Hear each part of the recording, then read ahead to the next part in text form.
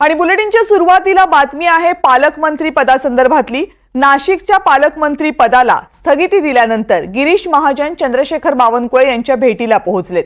थोड्याच वेळात चंद्रशेखर बावनकुळे आणि गिरीश महाजन यांच्यामध्ये चर्चा होणार आहे। उद्या एकनाथ शिंदे आणि चंद्रशेखर बावनकुळे यांची चर्चा होणार आहे आणि त्या अगोदर गिरीश महाजन यांच्याशी बावनकुळेंची चर्चा ही महत्त्वाची मानली जाते।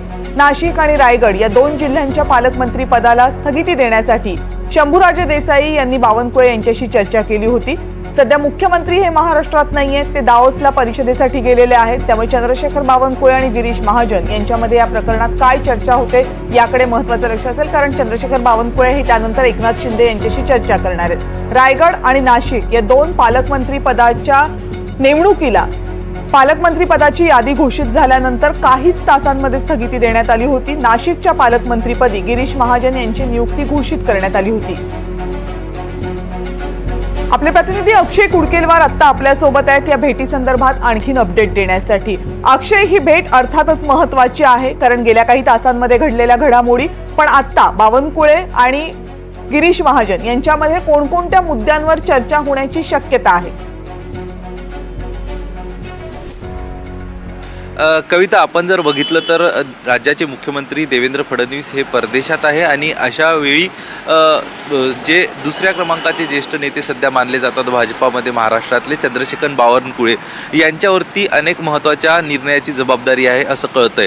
आणि ज्यावेळी ह्या पालकमंत्री पदाबाबत नाशिक आणि रायगडला शिवसेनेचे पालकमंत्री देण्यात आले नव्हते आणि यानंतर शिवसेनेने जी आपली नाराजी व्यक्त केली होती ती थेट मुख्यमंत्री देवेंद्र फडणवीस यांच्याकडे न करता एकनाथ शिंदे यांनी शंभूराजे देसाई यांच्या माध्यमातून आपली नाराजी चंद्रशेखर बावनकुळे यांच्याकडे व्यक्त केली होती। आणि यानंतर चंद्रशेखर बावनकुळे आणि मुख्यमंत्री देवेंद्र फडणवीस यांच्यात ज्यावेळी तेथलं वेळापत्रक आणि भारतातलं वेळापत्रक, डाओस आणि भारतातल्या वेळापत्रकानुसार एका ठराविक वेळी बोलणं होत असते, त्यावेळी या दोघांचं बोलणं झालं आणि हा निर्णय घेण्यात आला आणि याला स्थगिती दिली।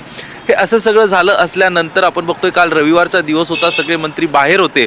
आज सोमवारीच गिरीश महाजन यांनी खाजगीत बोलण्यासाठी चंद्रशेखर बावनकुळे यांची वेळ घेतली होती। सध्या मी चंद्रशेखर बावनकुळे यांच्या निवासस्थानाबाहेर आहे आणि चंद्रशेखर बावनकुळे यांच्या याच निवासस्थानी गिरीश महाजन आणि चंद्रशेखर बावनकुळे यांच्यामध्ये चर्चा सुरू आहे। तातडीने दरेवरनं मुख्यमंत्री एकनाथ शिंदे हे ठाण्यात दाखल झालेले आहेत। उद्या ते चंद्रशेखर बावनकुळे यांच्याशी चर्चा करतील असंही सांगितलं जातं, किंवा त्यांच्या माध्यमातून शंभूराजे देसाई असतील हे चर्चा करतील अशी एक शक्यता आहे। आणि त्याचमुळं नेमकं पालकमंत्री पदाचं काय करायचं, नाशिकच्या पालकमंत्री पदाचा निर्णय जो झाला याबाबत गिरीश महाजन आणि चंद्रशेखर बावनकुळे यांच्यातली ही चर्चा महत्त्वाची मानली जाते, कारण गिरीश महाजन यांना पालकमंत्री म्हणून घोषित केलं होतं, त्यांच्या नावाचं तसं परिपत्रक देखील निघालं होतं।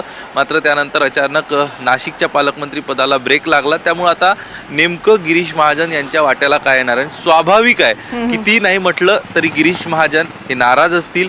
एकनाथ शिंदे असेल, शिवसेनेचं दबावतंत्र असेल, त्या दबावतंत्रात गिरीश महाजन यांच्या पालकमंत्री पदाचा बळी गेलेला आहे आणि यामुळं आपली नाराजी देखील ते व्यक्त करू शकतात चंद्रशेखर बावनकुळे यांच्यासोबत, किंवा येत्या काळात त्यांना कुठल्या जिल्ह्याची जबाबदारी घेणं योग्य राहील किंवा आवडेल याबाबत देखील चर्चा होऊ शकते। मात्र प्रामुख्यानं या भेटीमध्ये नाशिकच्या पालकमंत्री पदाविषयी चर्चा होईल हे निश्चित। नाशिकच्या पालकमंत्री पदाविषयी चर्चा होईल हे निश्चित मानलं जाते, कारण गिरीश महाजन यांची नाशिकचे पालकमंत्री म्हणून घोषणा करण्यात आली होती आणि पुढच्या काही तासांमध्ये ही स्थगिती देण्यात येते या पालकमंत्री पदाला असं सांगितलं गेलं होतं। त्यामुळे चर्चाही सुरू झाल्या, महायुतीमध्ये बेबनाव आहेत का अशाही चर्चा सुरू झाल्या आणि आता ज्या बैठका होतात त्यामधून काय निर्णय घेतला जातो, गिरीश महाजन यांनाच नाशिकच्या पालकमंत्रीपदी ठेवलं जातंय की त्या ठिकाणी दुसऱ्या कुणाची नियुक्ती होते, भाजपच्या वतीनं काय निर्णय घेतला जातो, या सगळ्याकडे आपलं लक्ष असेल। आणि या बैठकीसंदर्भातले आणखी अपडेट जाणून घेण्यासाठी तुमच्याकडे येऊ। तुर्तास धन्यवाद अक्षय, तुम्ही दिलेल्या सगळ्या माहितीबद्दल।